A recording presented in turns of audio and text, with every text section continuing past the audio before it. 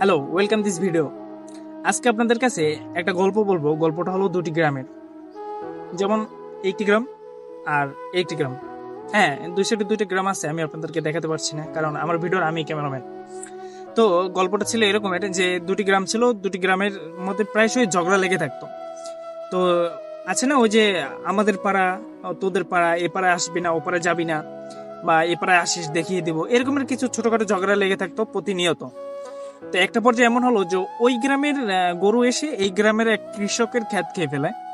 ফলে ওই কৃষক প্রচুর রাগারাগি করে এবং ওই কৃষককে অনেক গালাগালি করে। গালাগালি করার ফলে ওই কৃষকও খুব রাগান্বিত হয়। আর যার ক্ষেত খাইছে সে তাদের গ্রামে কিছু কৃষকের সাথে আলোচনা করে এবং পঞ্চায়েতের কাছে আলোচনা করে তাদের গ্রামের লোকজন এই গ্রামে আসে। তাদের গরুতে যে ফসল খেয়েছে এই ফসলের জরিমানা করতে আসে। তো আসার পরে তারা এক জায়গায় বসে এই ব্যাপারে কথা বলতেছে। একটা পর্যায়ে তাদের মধ্যে হাতাহাতি তৈরি হয়ে যায়। তো হাতাহাতির ফলে তাদের মধ্য থেকে দুজন লোক মারা যায়। এই মারা যাওয়ার ফলে পুরো গ্রাম জুড়ে শোক ছড়িয়ে পড়ে। ফলে গ্রামবাসীরা তাদের ভুল বুঝতে পারলো এবং তারাও বুঝলো যে এই ছোটখাটো বিষয় নিয়ে যদি গ্রামের মধ্যে এরকম ঝগড়া চলে তাহলে তো আমাদের কোনো উপকার নেই, বরঞ্চ এরকম মানুষের অকারণে মানুষের প্রাণ যাবে এবং আমাদেরই আরো ক্ষতি হবে।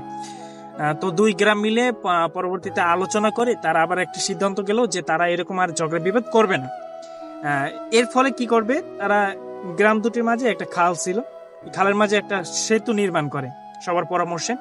সেতুটির নাম দেওয়া হয় মৈত্রিক সেতু। এবং এই সেতু নির্মাণের ফলে সবার মধ্যে একটা ভালো বন্ধুত্ব মনোভাব তৈরি হয় আর সবাই একত্রিত হয়, মিলেমিশে চলাফেরা করা শুরু করে আবারও। তো এই গল্পটা থেকে আমরা কি শিখতে পারলাম?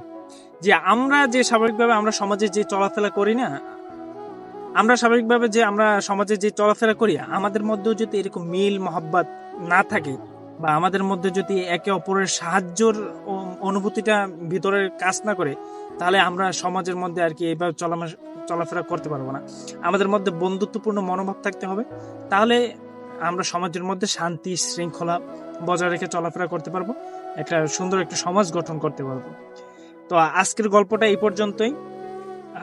যারা আমার চ্যানেলটা সাবস্ক্রাইব করে নেই তারা দ্রুত সাবস্ক্রাইব করে নেবেন। সবাইকে অসংখ্য ধন্যবাদ। আসসালামু আলাইকুম।